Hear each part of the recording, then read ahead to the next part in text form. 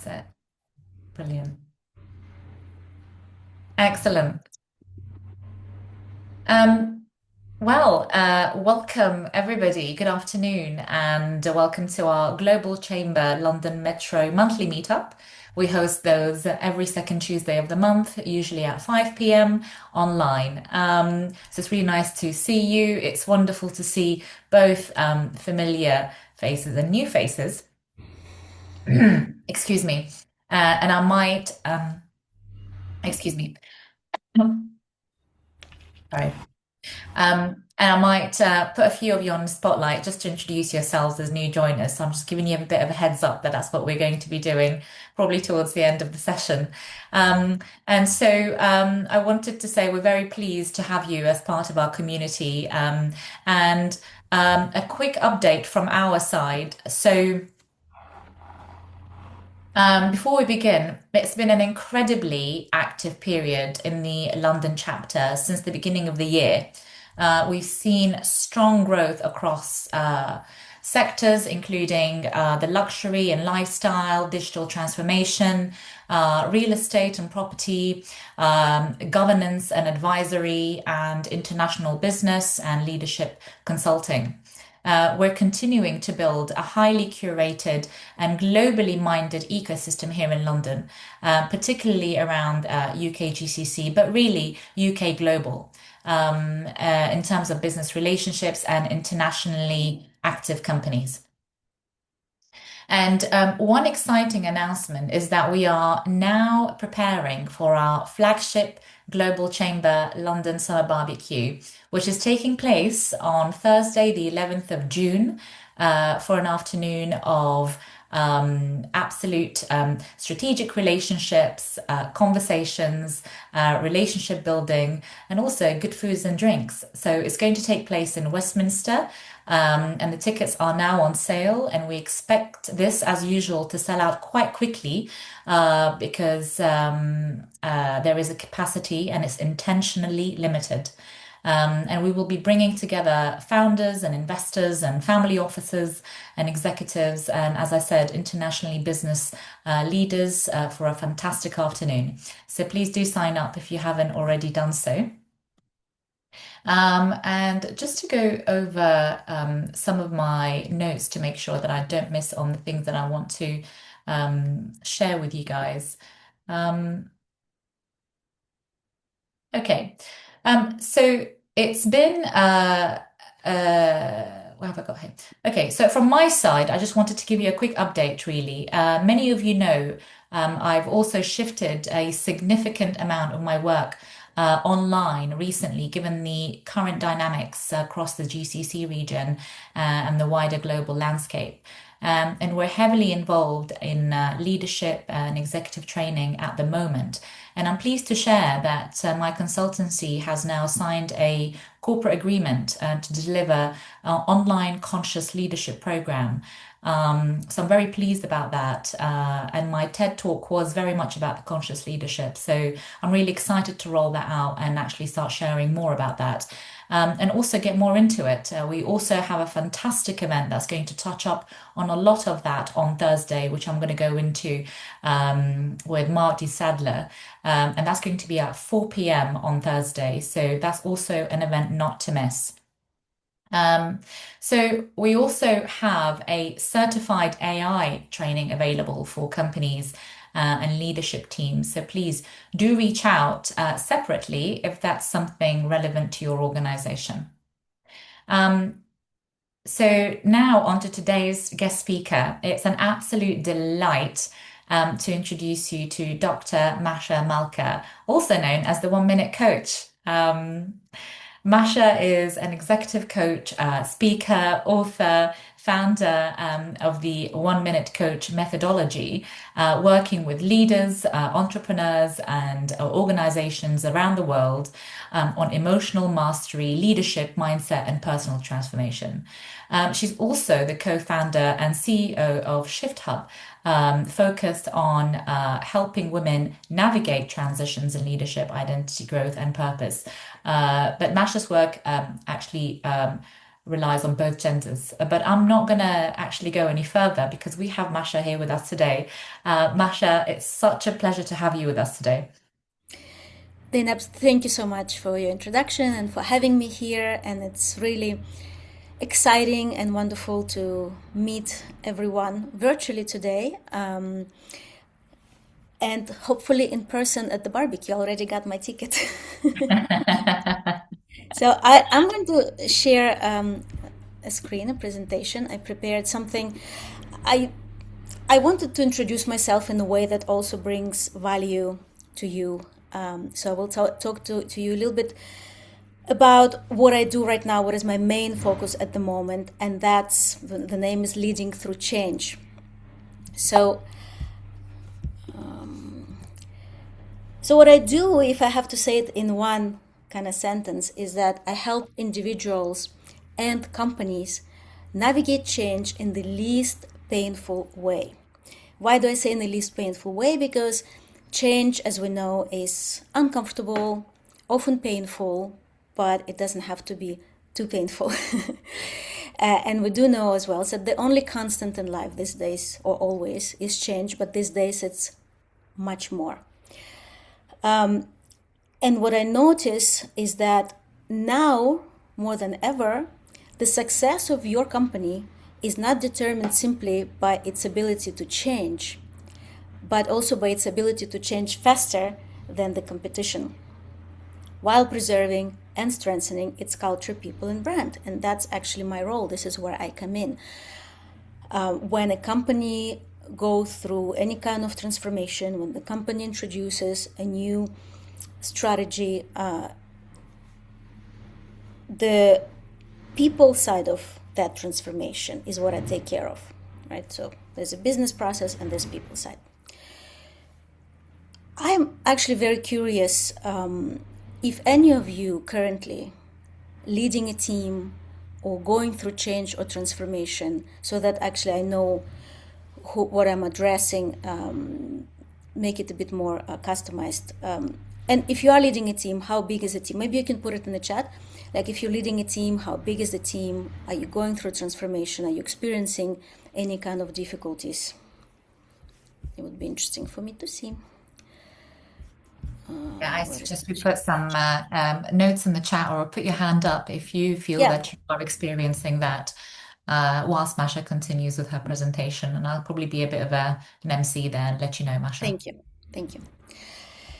So why did I choose this particular niche? Change is something that happens to all of us, and I assume just like anyone else is no stranger to change. In fact, I consider myself a citizen of the world, not just because I lived and worked in 7 countries, and I also work globally, but also because my big change journey started when I was a teenager, and I became a refugee from a country that no longer exists, which is former Soviet Union. Because we were refugees, I feel that I was kind of taking out with the roots pulled away from everything I knew, my childhood, the way I grew up.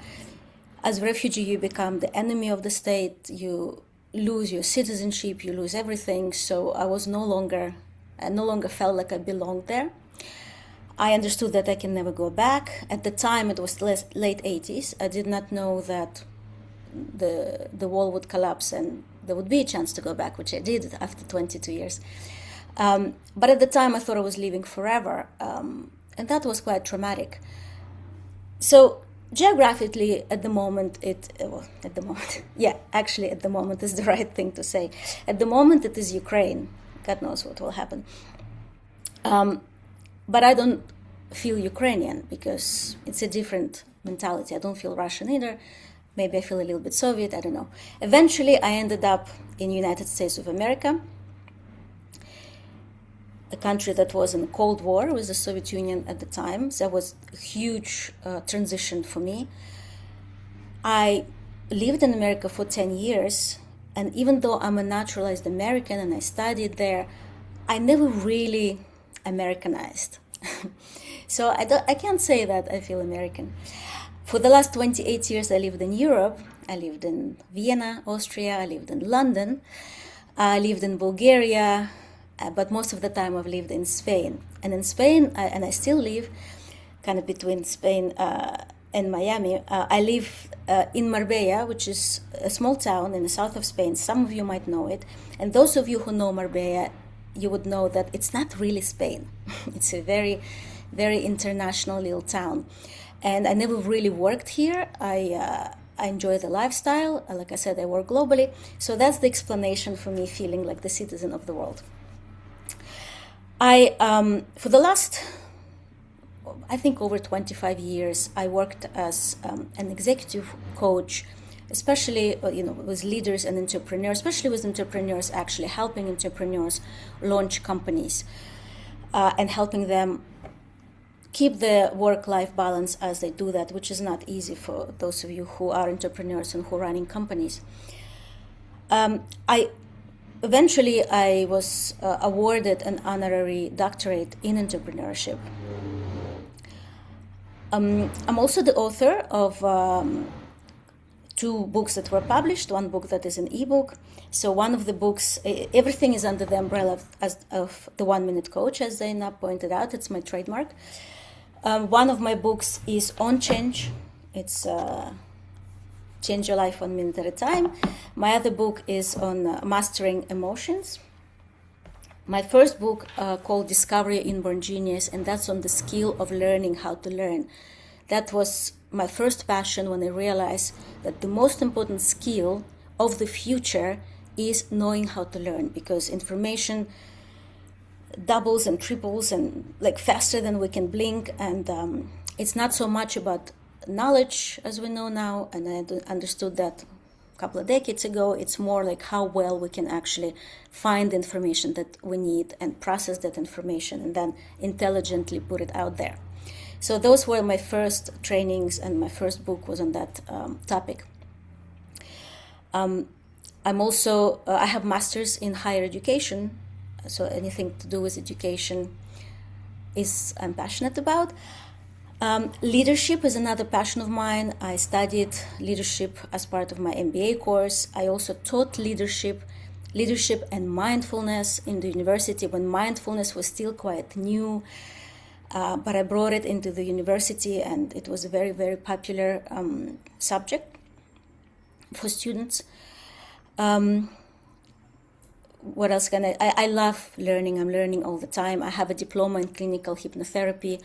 I work with the subconscious because, when I talk about mindset and how 95% of everything we do and think and react, it's all like 95% is in our subconscious. So the only way to achieve the change that we desire is to go into that subconscious and to work with that.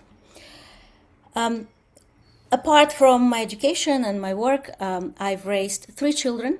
They're adults now. The youngest just turned 19. And as a fun point, I thought I'd put here that I also compete. Oh my God, I just see that I misspelled it. I compete as a dancer in Latin ballroom. So, thank you so much, Masha, for your incredible introduction. I mean, I'm just thinking, wow, is there one thing you haven't done? And I'm just so excited to really hear about what you're going to talk to us about today from all this incredible expertise, this fantastic history. And I admire you as a person and as a woman. So I'm really, really excited to hear about what you're going to go through with us today. Thank you. thank you. Did we get anything in the comments about? No, not yet, but I think That's it. perhaps Okay. it takes a while. It takes a few minutes for everyone to warm up Okay, here. no problem. No problem. Now, one thing I did not mention, I initially majored in mathematics. I always loved maths and numbers and statistics. I was going to study to be an actuary, and then I kind of went into education. So I'd like to share some numbers with you. I hope you like numbers as well. This is related to what I do and why I do it. So I find this quite fascinating.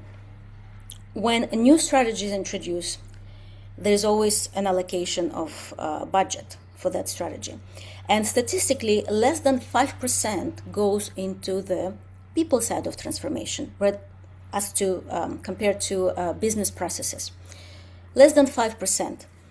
Now, it is recommended for a strategy to be successful that the budget allocated to support the people during transformation is about 10 to 15%. Statistics also show that those companies that stretch that to 15 to 25% have met many more chances of succeeding. And here's very interesting that the number one predictor of failure is underinvestment in the people side across thousands of transformation. That's what was found. Number one predictor of failure. 70% of transformation falls short of what is set out to do. Usually the deadlines are not met. The budget needs to expand.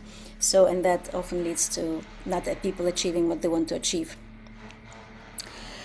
This is interesting. Only 38% of employees feel positive about their company's transformation. That's usually due to lack of proper communication about the vision and what it means to the people in the company.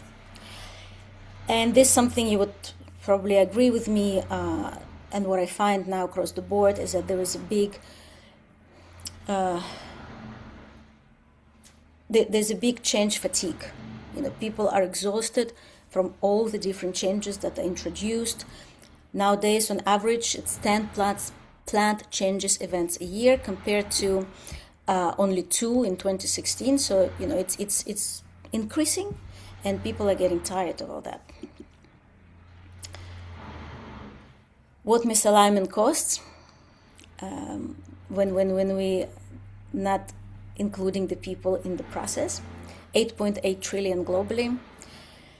Now, it is commonly thought that to keep the right people in the company, you just pay them more money.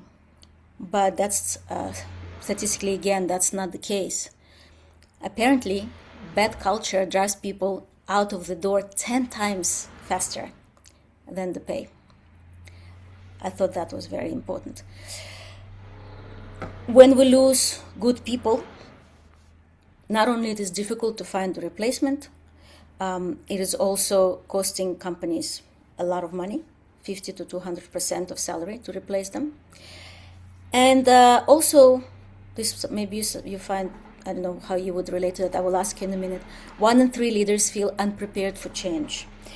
And the thing about that is that when senior leaders feel unprepared or not sure what decisions to make and the best way to go forward, quite often they cannot really openly share it with their teams. They're not sure who to talk to about it, and there's often there's a sense of kind of loneliness at the top and inability to have the right person to talk to about what is actually happening and what they're feeling about the change.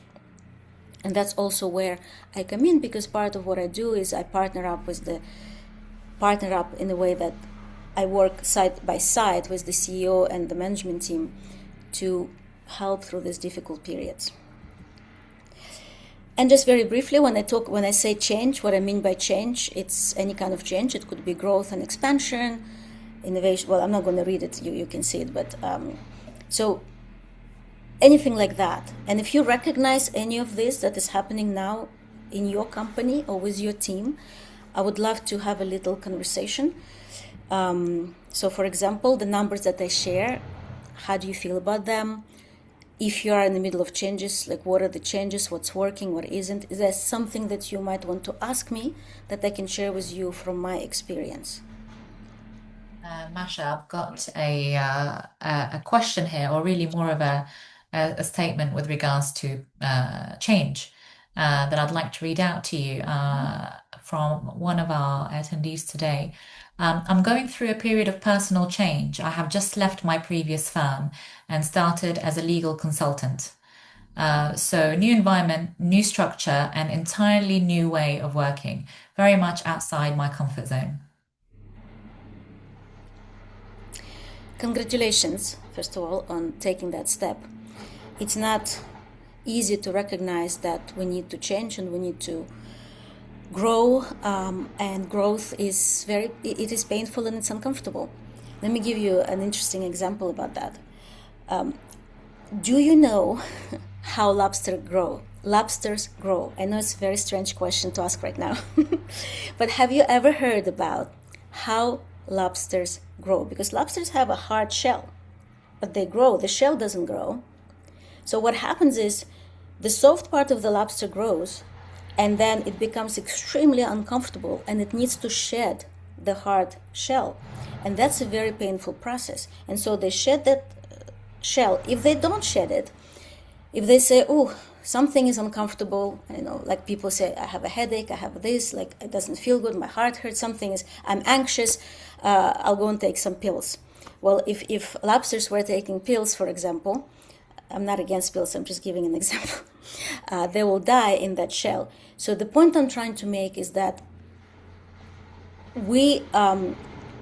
it's important for us to push ourselves out of our comfort zones that are going to be painful, it's going to be uncomfortable, but that's the only way we can grow, we can expand, we can reach our goals, whatever they would be. So there were not like specific question there was just, I think, like you said, a statement. So I would say, I think it's wonderful that you were able to do that, because most people would be scared to do that. If you want to make it more comfortable in that new environment,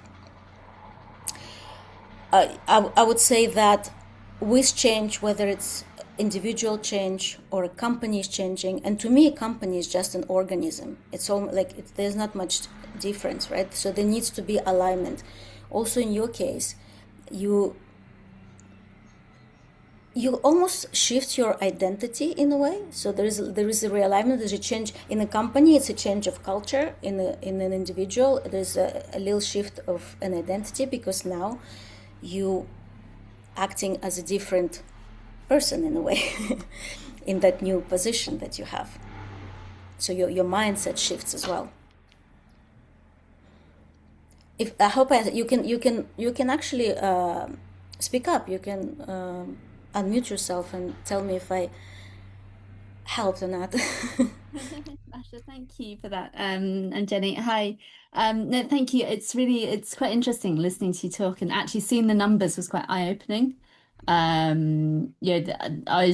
the numbers really shocked me actually. So, and it's quite interesting is that I thought I just put the statement in because I've literally just started, and so it's weighing quite heavily on my mind.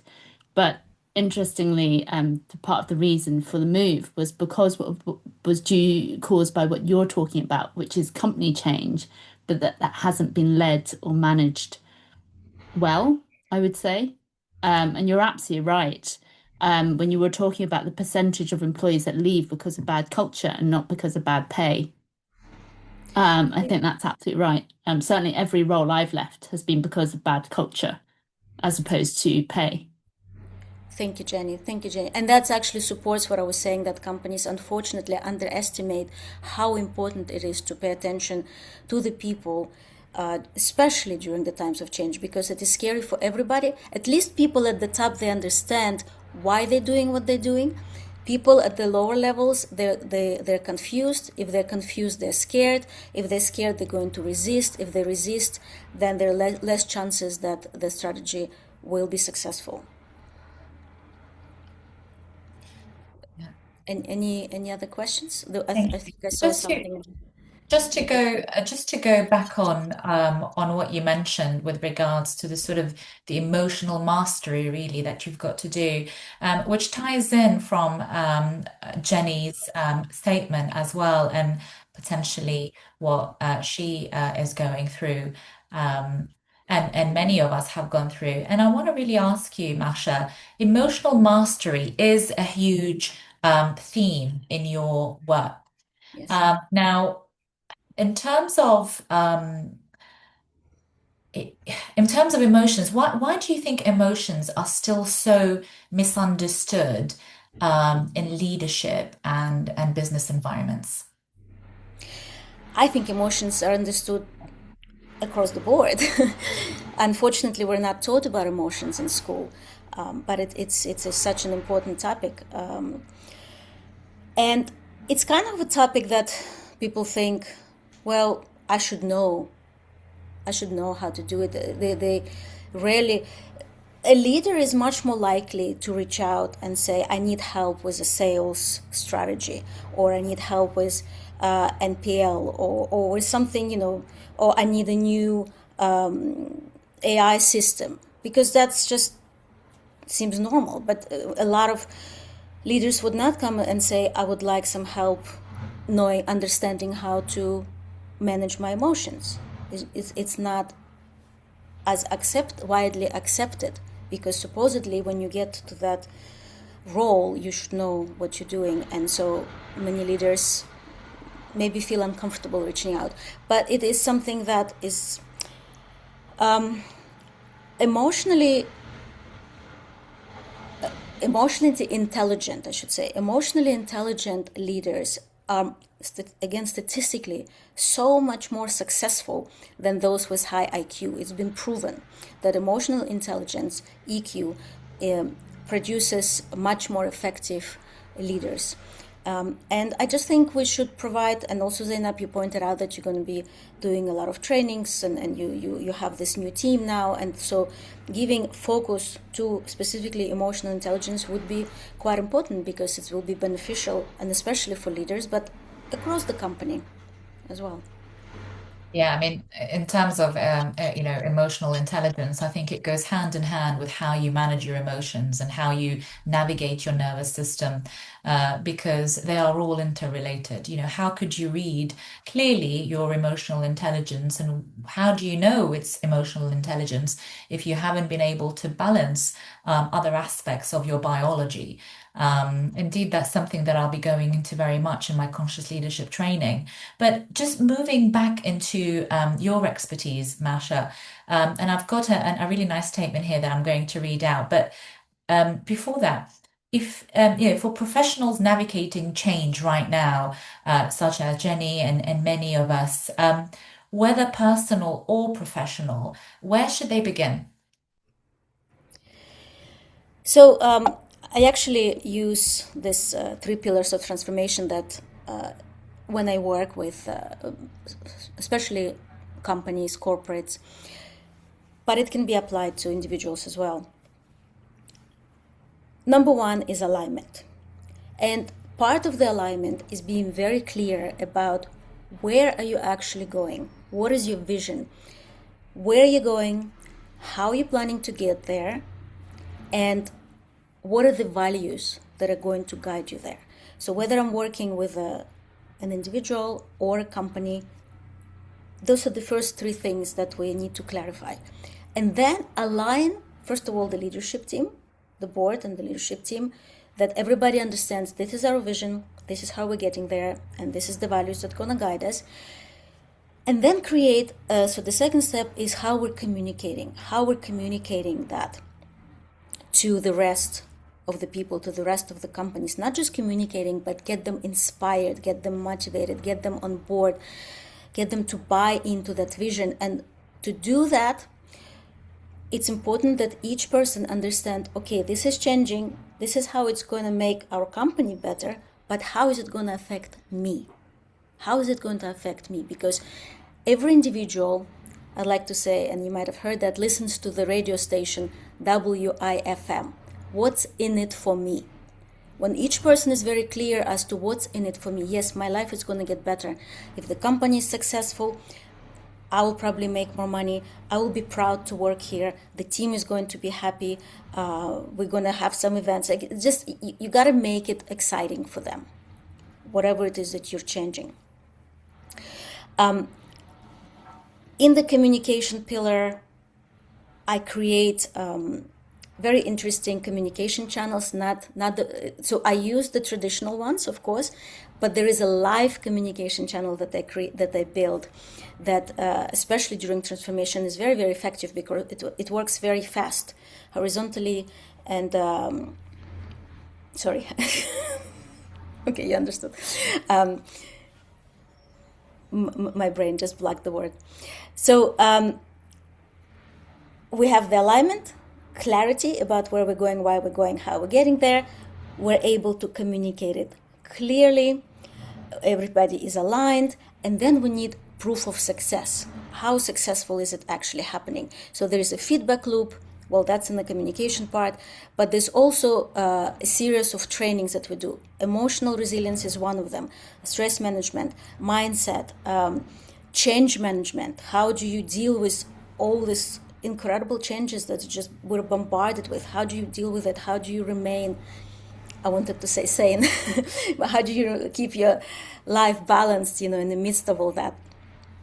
And of course, it's a culture. The third part is the cultural shift. We gotta Nothing will change in a company if culture doesn't shift. Culture has to shift. With every change you introduce, there's a new way of working. There's a new way of operating. There's a new way to work within teams and cross teams as well.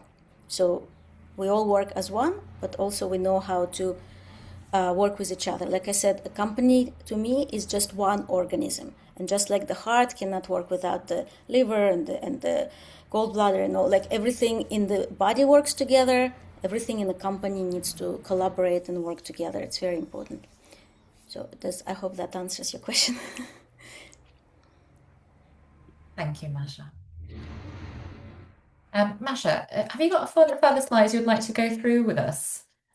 So, well, basically, I was going to go in more details in each, but again, by the way, this is how I choose my live communication channel, using the change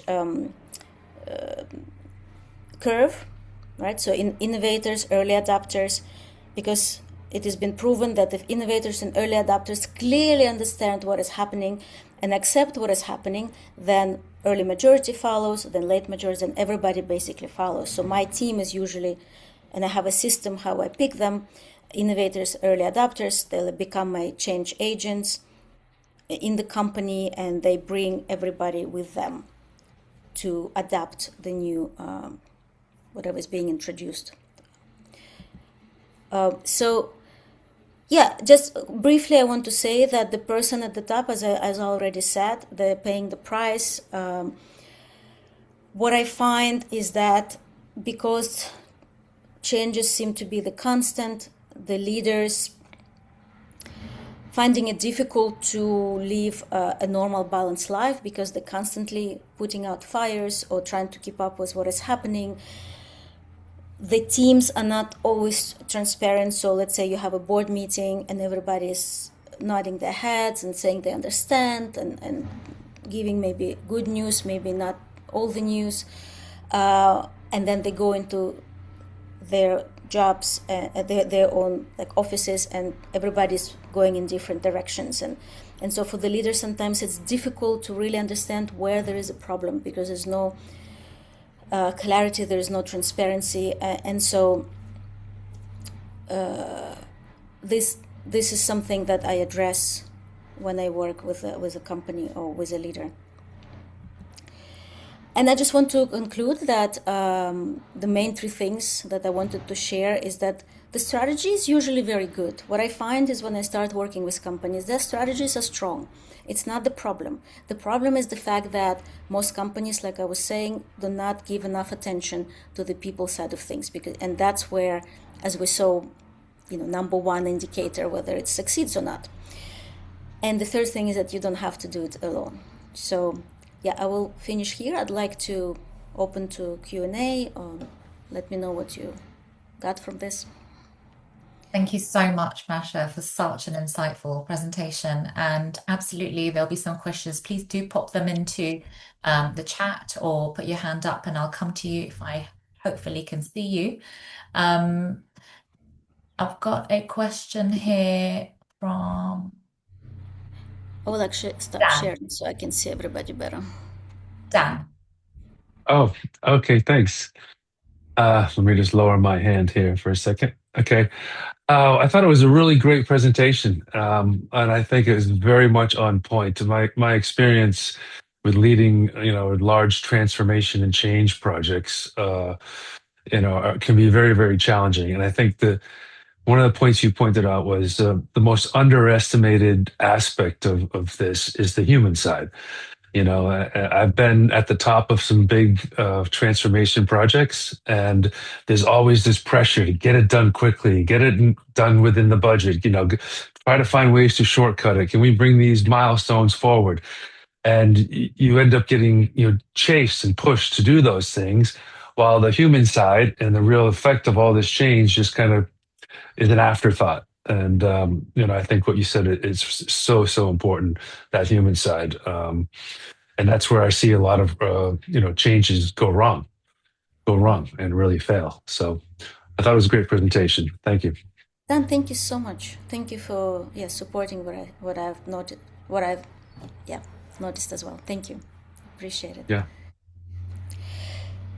Is there anybody here that maybe I can give help right now? Maybe you go through change and you're stuck, or something is happening, anything. I'm here, so use me. While somebody thinks of that, I actually always found it quite interesting how alignment doesn't necessarily mean we as leaders understand it, and sometimes we just go on autopilot, and that's how we operate. So how do you think people can tell when they are truly aligned versus when they're simply going on autopilot? I think it's a brilliant question, Dainab. Can we ask participants if they what they feel about that first? I'm curious, because I think people know when there is misalignment. It's just in the way the team communicates with each other, in the way that there is no transparency or there is no trust, and I know how I assess whether a team has alignment or not when I come in. But when you in your team, for example, I'm curious to hear how do you know whether your team is aligned or not? We've got a hand up here from Katie. Hello. Hi, Masha. Hi, Lovely to Katie. see you here. You too. Obviously, I really enjoy hearing anything that you've got to say. It's so insightful. So thank you for that. But I think that there's something coming up for me around the conditions of the workplace as well, and the psychological safety that's set through the leadership teams. And there feels like this expansion moat that sits around them, and the communication does come into it. And often through my corporate career, I can see the writing on the wall that something's coming, and I predict in 3 months we're going to have another 20 people leave the business or what have you. And you sort of get these spidey senses over time through repetition and patterns that we see emerging in organizations, because they retreat and then they go gung-ho again, they retreat. And I wonder what you think around psychological safety and how the conditions impact the future of change, especially with technology coming in. That's a great question. It is, yes. Psychological safety specifically for whom right now, you're saying? I think it's a conditional thing. I think it's the unspoken atmosphere. For people across the board, or are you talking about leadership specifically? I think that leadership teams don't do enough to create psychological safety for people to approach change, understand change. There's a lack of communication. And I just wonder what the future of that might look like for you. You're absolutely right. And that has been my experience. What the future would look like for me is that people recognize the problem and they hire me to fix it. I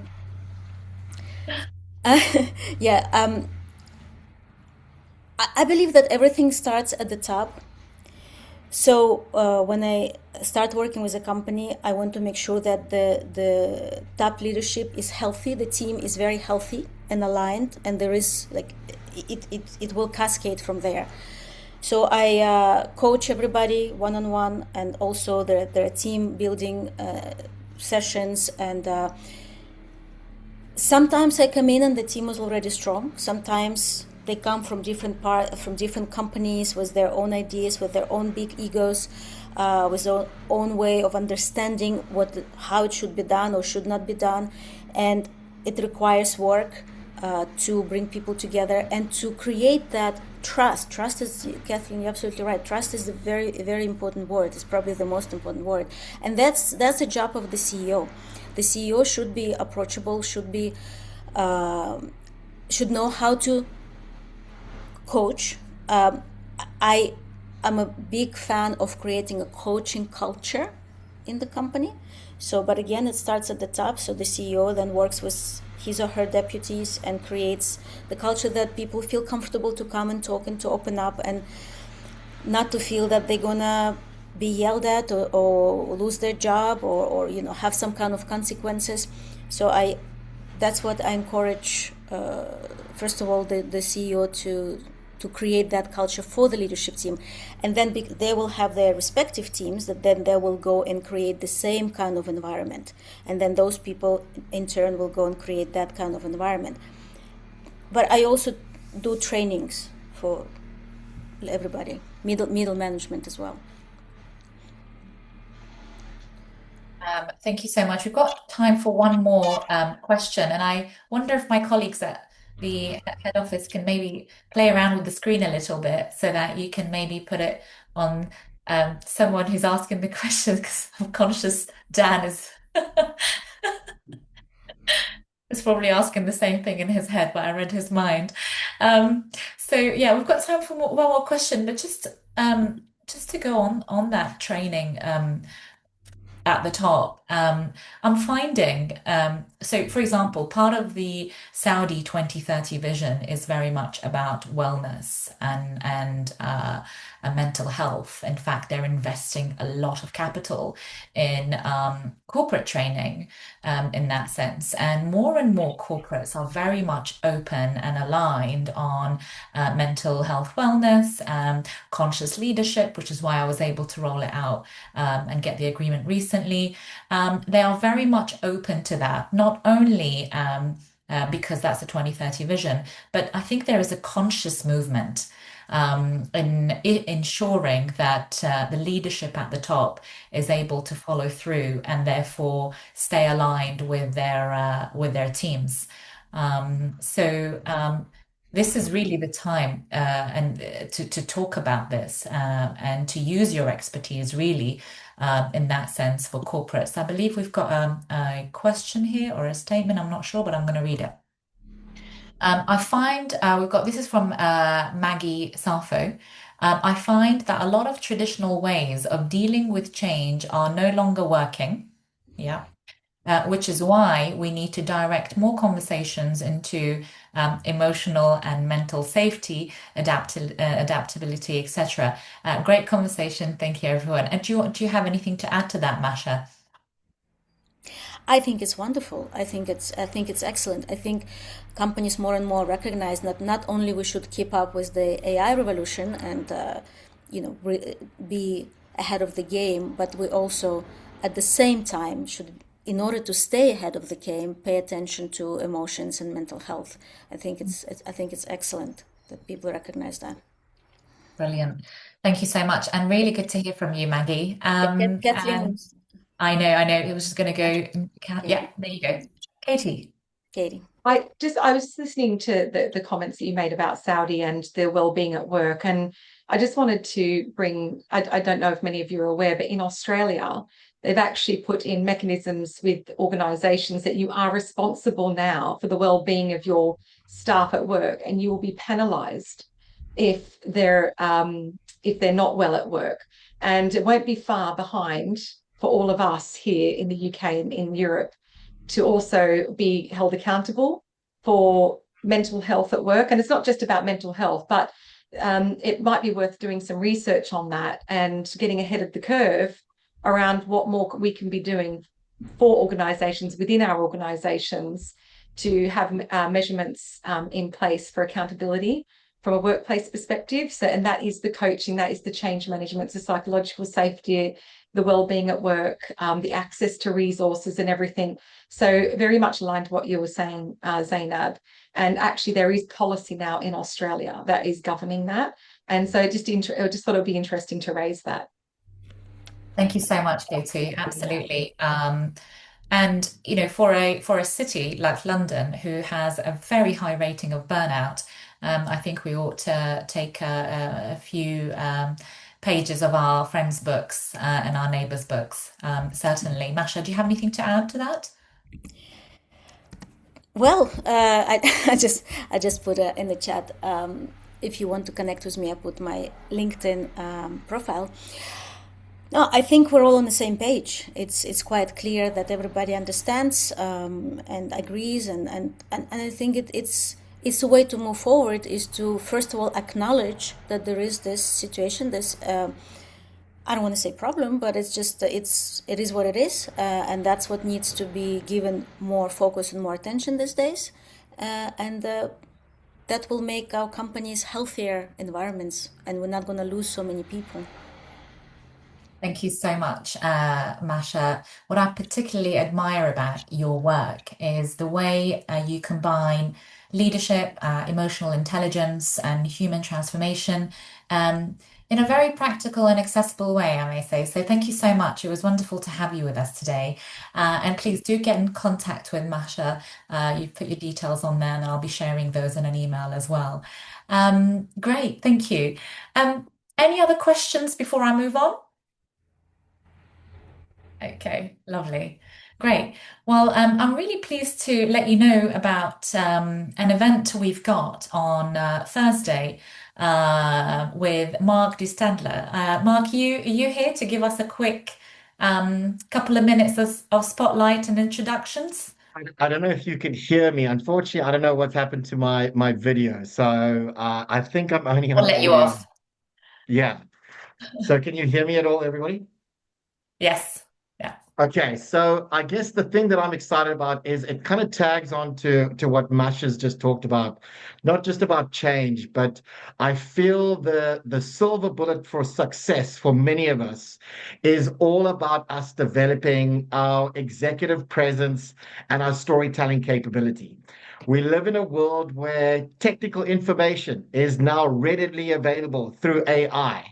Yet the one way we can start to stand out, raise our profile, sell our ideas in high stakes environments is all about building our executive capability to shine under pressure. And I'm over on Thursday during the hour that we have together, Zainab, we're going to have a highly interactive session where I'll be sharing the four key pillars of executive presence, which looks at mindset, relationship building, our visual and our vocal presence, and finally our ability to articulate our value proposition in a powerful way. As a company, we're working across the globe, helping senior individuals really raise their profile and improve their influence in some of those key moments. And I'll be sharing some tips, hacks, and insights on how we can begin to do that. And I promise you, it will be on video and not just on audio. So I'll try and work on all of that in terms of that. But other than that, Masha, thank you for the session. I think everything you discuss is highly important in a world where constant change is failing, potentially due to our ability to communicate that in the most effective way. So your work is so important as the world navigates these change initiatives that are thrown upon us. Thank you, Mark. Thank you for So that. excited. So please do join us for this event with Mark. I can't wait for that conversation. It's at 4 p.m. on Thursday, this Thursday, and it's how to influence, sell ideas, and get buy-in in high stakes moments. Thank you so much, Mark. It's lovely to have had you with us today as well. And I believe I'm going to close with a very big thank you, particularly to Masha for joining us today and giving us your expertise. And thank you, everyone, for joining us. We really appreciate your continued support of the London Metro chapter and the wider Global Chamber community. Please do continue to connect with one another after today's session, and feel free to reach out if you'd like to learn more about upcoming events, memberships, partnerships, training programs. The list goes on, but also our summer barbecue in June, which we're all very excited for. It's our flagship event. So the Eventbrite page is out, the invitations are out. So all you need to do is get your membership ticket. So wishing everyone a fantastic rest of the week, and we look forward to seeing you all again soon. Thank you. Bye-bye. Bye. Thank you. Thank you. Bye. Thank you very much.